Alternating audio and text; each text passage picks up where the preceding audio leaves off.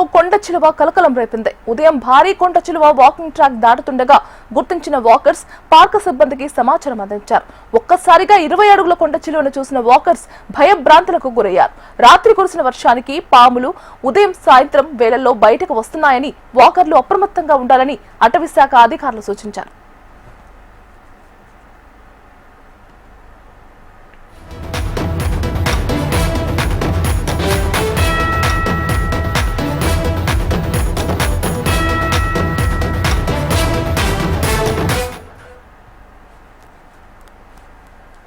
KBR park లో కొండ చిలువ కలకలం రేపింది. ఉదయం భారీ కొండ చిలువ వాకింగ్ ట్రాక్ దాటుతుండగా గుర్తించిన వాకర్స్ పార్క్ సిబ్బందికి సమాచారం అందించారు. ఒక్కసారిగా 20 అడుగుల కొండ చిలువను చూసిన వాకర్స్ భయభ్రాంతులకు గురయ్యారు.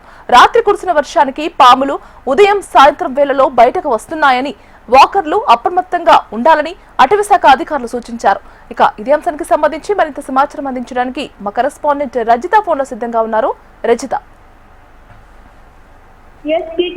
ఈ రోజు ఉదయం కేబీఆర్ పార్క్ లో కొండ చిలువ కలకలం సృష్టించింది. అయితే ఉదయాన్నే వాకింగ్ వచ్చినటువంటి వాకర్స్ కి భారీ కొండ చిలువ అయితే కనిపించింది. దాదాపు 20 అడుగుల కొండ చిలువ వాకింగ్ ట్రాక్ మీద వెళ్తూ ఉండగా అయితే వాకర్స్ దాన్ని చూశారు. ఒక్కసారిగా అంత పెద్ద కొండ చిలువను చూసి వాకర్స్ కూడా భయభ్రాంతులకు గురైనటువంటి సిచ్యువేషన్ అయితే ఉంది. అయితే ఈ కొండ చిలువను గుర్తించిన వాకర్స్ వెంటనే పార్క్ సిబ్బంది కూడా సమాచారం అందించారు.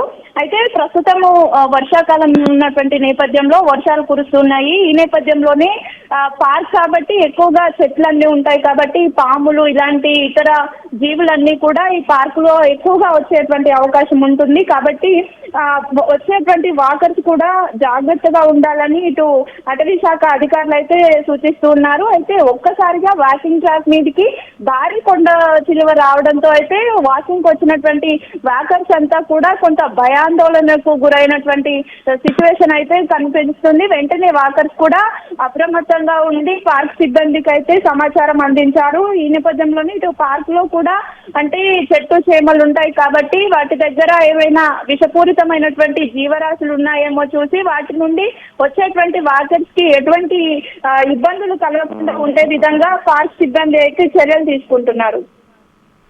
Right Rajitha, thank you for the updates.